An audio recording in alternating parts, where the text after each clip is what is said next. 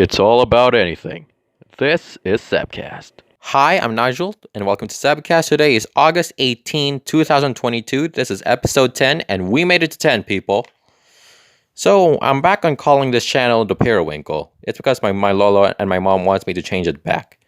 So, after a few days as Cornwinkle, actually a few hours as Cornwinkle, I'm going to change it back to the Periwinkle, even though there's another channel calling themselves Periwinkle. It means that the new stand-up bit show I have in SoundCloud is now going to be back to being called Comedy on the Periwinkle.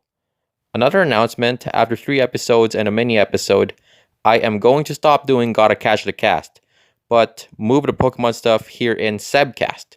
It's because I want to, and I feel like there's no point in making another podcast, so I'd move the Pokemon stuff here as a segment called Pokemon Time. So yeah, everything I want to talk about in one podcast. Now let's get to talking. Quick talk, if I'm going to do anniversaries, I'm going to designate January 18 as the anniversary date for this channel, and April 18 as the anniversary date for Cebcast. While I've been making videos of this on this channel for a long time, now I picked January 18 because that's the day where I posted the first video as the Periwinkle. And the brief name change, which happened a few days ago on August 14, it's not gonna affect those dates. It's not gonna affect those dates. So even though this channel was called Cornwinkle for a little while now, January 18 is still the anniversary date for this channel. And again, April 18 is the anniversary date for Cebcast. For appies, we're doing straight from the generator. Again, still no good ideas. So I picked, do athletes deserve the high salaries they receive? Why or why not?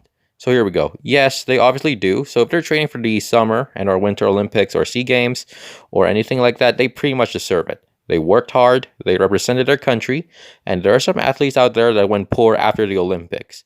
So win or lose, they need a reward for trying their hardest to compete for their country and for their dreams. Comment of the day, no comment from the last episode, but question of the day, chicken sandwich or beef burger? Point 1, I keep on talking about what school was like back in Cebu. I went to different schools until grade 3 when I stayed in that school until grade 7.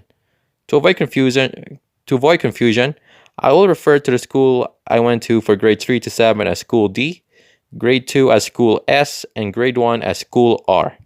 And I'm going to talk about my grade 1 days at school R. And also, I was in that school since kinder 2.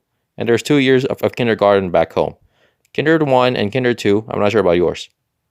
So in school R, there were not that many students in that school because it was a small school. It had kinder 1 and kinder 2 and grades 1 through 6. And it had more than 60 students in that school. Yeah, so a handful of my kinder 2 classmates were there. 2 of them weren't with me, but they would later be with me in grade 3 until grade 7 in school D. Here we go. I remembered that I was stubborn at times in those days. I don't remember what I did for Nutrition Month, but I remembered my classmates and schoolmates getting hyped over a projector. For Buwanang Wika in August, I remembered being picked for the singing contest and sang Sana Maulit Muli. Not just that, I performed a dance with my classmates to Geneva Cruz's Anak ng Pasig. And back then, I was part of the Glee Club and we performed Lea Salonga's Tagumpay Nating Lahat. And that Buwanang Wika, and since this is Philippines, my school did a Lakan at Mutya contest, but it's only for grades 4, 5, and 6. There was a family day, and it took place before the semester break. There were dances, but for that, there were 2 teams formed. Blue and white, and I was selected to the blue team, while the team name is called Blue Falcons. The other, I believe, is White Tigers. The teachers were the ones who got to select the students to be in those teams, and I was in Blue Falcons. As part of the dance, I was separated from the majority, and it's not an insult, but I was separated from the majority, and it's not an insult, but a teacher got me to be the baby bird for the dance. By the time I went back to class after sem break, and it was my birthday, and it was SpongeBob themed, by dismissal, the teacher who led the aforementioned White Tigers gave away donuts for those who were part of White Tigers. I didn't get one because, again, I was Blue Falcons. Don't worry, the next day, the teacher who led Blue Falcons gave away ice cream to those who were part of it. I, too, got ice cream that my busmate got jealous and wanted ice cream, too. In December, the school planned a musical where every student's joining. My classmates in grade 1 sang Winter Wonderland, but sadly, I was sick on the day of the musical. I wanted to be in the musical even though I was sick, but my parents didn't want me to avoid embarrassment. And there's a video about the musical that I believe is still on YouTube to this day. The name of the musical is Christmas Makes Sense, and the venue was in Marcelo B. Fernan Press Center, which is near JY Square. In January, I found out that my grade 1 teacher didn't come back to school, but she was replaced with another one, and I had her for the rest of the school year.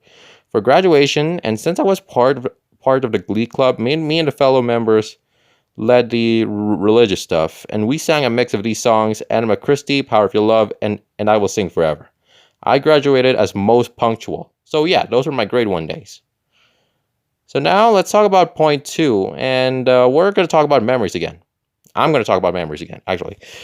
So I talked about my memories about school back home, but for this point, I want to talk about memories about not school, but a certain store in Edmonton that has since closed down by the beginning of the pandemic.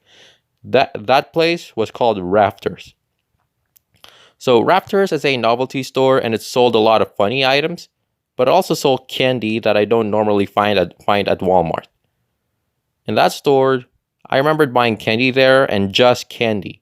I also remember that they sold a medicine that should stop you from cussing, but it's for jokes. But it's for jokes.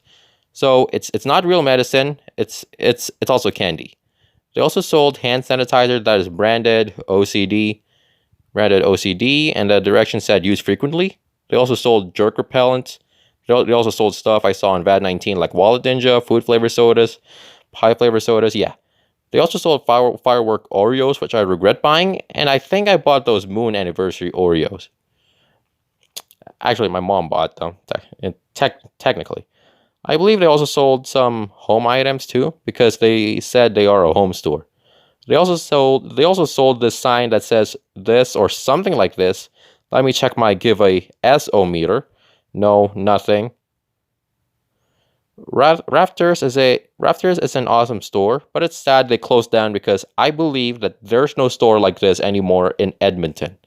Except there's a shop now, not sponsored, but it's not like Raptors because this shop just sold food items. It's called the YG Exotic, and they also have an online website, and they have Skip the Dishes. I haven't visited them yet, but I will soon. Thanks for listening. Please like and subscribe for more Cebcast.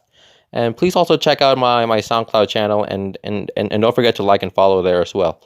Oh, and tell your friends and families about Cebcast. It means a lot more to me. Cebcast, it's all about anything.